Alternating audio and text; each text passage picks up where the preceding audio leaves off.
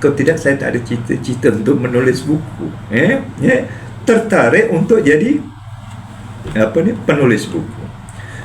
Tajuk yang pertama yang saya tulis tadi, melahirkan jutawan melalui sektor pertanian.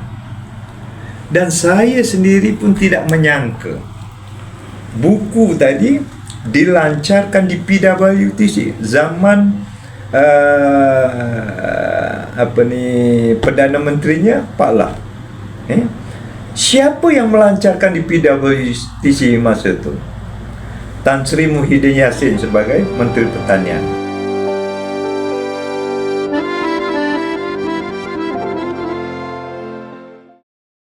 Mas Chotek ini sebenarnya kesinambungan cerita daripada Afrika.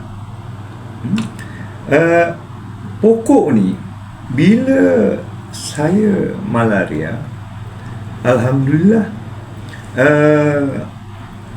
baik. Salah satu asbab tadi rawatan menggunakan pokok yang dikenali di Afrika sebagai kangkalibang. Kangkalibang adalah local name, nama tempatan.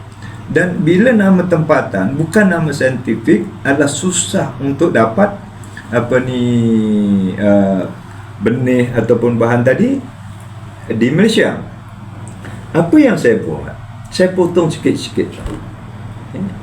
Dan kangkalibang ni bukan hanya satu jenis, dia lebih daripada 5 jenis. So bila saya potong sikit-sikit, dan saya takut masa tu bila saya bawa ni, takut untuk melepasi kuarantin. Itu yang saya masuk dalam lipatan baju apa semua. Okey. Bila sampai ke rumah, sedangkan perjalanan daripada Afrika Barat ke rumah saya setidak-tidaknya 2 hari 3 malam. Dengan transit di Paris 12 jam 12 jam atau 18 jam macam itu memang tempoh yang okey. Sampai di Malaysia, sampai di rumah, lupa buka pula tu. Cantik macam zaman kita sekolah dulu dekat buku tu. Okey. Tapi sebelum saya komersialkan itu, melalui Datuk Firdaus tu, Ketua Pemuda UMNO Malaysia waktu itu. Tahun bila sih? Sekitar tahun 2001-2002. 2001 sekitar tu. Dan dia datang ke rumah. Maknanya ada seseorang yang datang ke rumah saya di Sungai Tawar. Bila duduk di meja santai macam ni lah, lebih kurang macam tu. Di atas meja tu ada seolah-olah macam satu tulisan saya. Saya suka menulis, ini yang mana seolah-olah macam satu wasiat untuk anak. Tulisan tu sebenarnya saya hasilkan semasa di Afrika. Bila saya melihat dari Afrika, sebenarnya apa yang boleh dibuat di Malaysia, terutama untuk anak-anak. Sebab apa? Dulu orang tua saya cakap belajar betul-betul biar dapat masuk universiti. Nanti keluar tengok macam abang kakak engkau, kerja pun cantik tu. Jadi saya dah buat. Saya bukan gagal di universiti, cuma masa tu kegawatan ekonomi. Jadi bila saya fikir, kalau misalnya zaman saya macam tu, apa jadi pada zaman anak-anak saya? Itu yang saya collect tu. Itu. Dan apa yang sepatutnya kena buat, termasuklah apa yang saya tulisan tadi tu, tisu kaca. Dan hampir 100% idea tadi menjurus ke arah pertanian. Bila tulisan-tulisan tadi seimbas lalu Datuk Firdaus seimbas lalu dia membaca, apa dia buat rumusan dia? Ini wajar dijadikan buku, fardu kifayah. Itu yang saya Kalau tidak saya tak ada cita-cita untuk menulis buku. Tertarik untuk jadi penulis buku. Tajuk yang pertama yang saya tulis tadi, melahirkan jutawan melalui sektor pertanian. Dan saya sendiri pun tidak menyangka buku tadi dilancarkan di PWTC zaman Perdana Menterinya Pak Lah. Siapa yang melancarkan di PWTC masa itu? Tan Sri Muhyiddin Yassin sebagai Menteri Pertanian, Hairi Jamaluddin sebagai wakil kepada Pak Lah, mana mertuanya. Kemudian Datuk Isamuddin Hussein On. Jadi di situ kemudian Datuk Firdaus dan yang kelima saya lah. 5 orang. Saya sangat terkejut lah. Sangat-sangat terkejut. Tak menyangka. Itu. Jadi bila dilancarkan tadi itu buku tu, Perangkat Malaysia, maknanya nama tadi dah bermula. Cuma dia macam lalat lah. Bila ada makanan, lalat banyak. Sama juga macam buku tu. Lama-lama saya confuse. Sana nak, sini nak. Jadi lalat buku tu tidak dicetak. Cuma cetakkan siri edisi yang pertama aja. Itu sebab pengagihan keuntungan tu seolah-olah berebut. So terhenti buku tu. Hampir dekat setahun tu. Orang mencari tapi buku tak ada. Sehingga datanglah rombongan daripada Dewan Bahasa Kuala Lumpur datang ke rumah saya. Sungai Tawar juga, 3 orang masa itu. Jadi timbalan pengarah dan kaki tangan yang lain bertanyakan tentang buku tu. Dan Dewan Bahasa berhasrat untuk mencetak buku tu. Tu saya beritahu pada Dewan Bahasa, sebab benda ni dah crowded dah.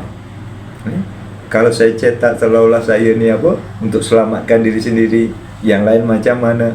Jadi ginilah saya bagi jalan pemutus kepada Dewan Bahasa, kita tukar buku ni kepada ceraian-ceraian. Maknanya insya-Allah saya boleh hasilkan saya senaraikan lah. Itu yang kontrak daripada Dewan Bahasa, lebih daripada 25 judul tajuk pertanian untuk saya tulis. Dan saya ambil masa, siap penulisan tu, manuskrip tu siap. Tetapi adalah sedikit ni yang sempat dicetak, ada 7 buah naskah. 7 buah naskah, termasuklah potensi herba di Malaysia, ternakan pembiakan ikan keli, cendawan dan sebagainya. So daripada situ, bila menulis buku tadi, lebih daripada 3 buah layak untuk dilantik sebagai profesor falsafah. Tapi saya di kampung, saya ingat menyusahkan saya, menyusahkan ni, ya, setengah orang pandangan berbeza. So itulah kenapa. Sedangkan saya sendiri tak pernah, saya profesor, saya tak pernah, saya tak pernah cakap. Tapi bila orang panggil saya anggap itu adalah sebagai satu panggilan ataupun gelaran, benda yang bagus, saya tak marah lah. Tapi kalau benda yang tak bagus panggil sebagai gelaran, bagi saya marah lah. Tapi personally saya tak pernah saya mengaku saya adalah profesor. Kalau kamu nak panggil, itu terpulang. Okey, itu yang menjadikan Mas Cotek ni saya buat di tanah ni 5 ekar. 5 ekar tadi hampir 50% Itu yang apa, ni. Sampai satu ketika bermulanya Datuk Najib sebagai Perdana Menteri, dan Datuk Noh sebagai Menteri Pertanian, saya dicabar untuk create satu produk base daripada Mas Cotet. Dan masa tu saya diletakkan di bawah MITI tau. MITI ni maknanya yang buat expo di luar negara. MITI dan Halal Hub, melalui Halal Hub. Jadi itu yang saya ke Indonesia, Jakarta, di Bali, kemudian di Brunei, buat expo di sana.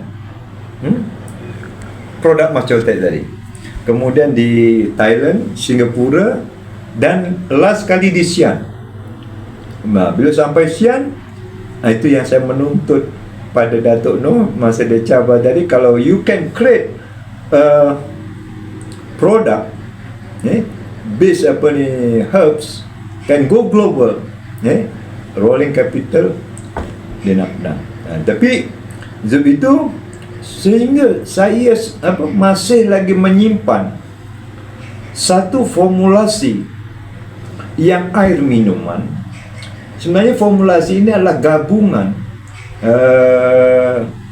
idea kepakaran Mardi, kepakaran Universiti Malaya, dan sedikit daripada saya, yang masa itu dikenali sebagai Isomedic.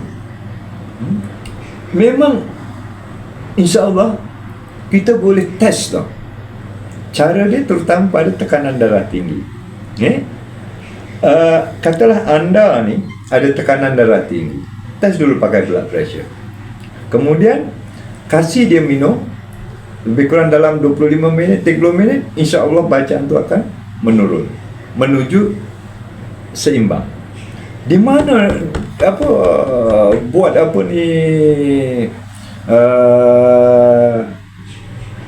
macam nak test tadi kan, masa Maha tahun berapa tu, dan masa tu produk ini dutanya adalah Serena, anak Chef Wan. Anak Chef Wan, masa tu bersama dengan pelakon Yusof Klana, so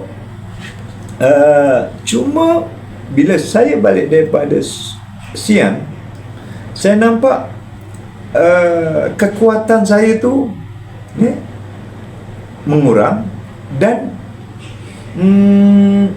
saya selama ni tidak ada teamwork, one man show. Sebenarnya Miangga bila one man show letih. So itu yang saya tengok kanan, tengok kiri, saya rasa benda ni besar. Kenapa besar? Sebab Isomedic dihasilkan daripada untuk sebagai pesaing kepada Red Bull.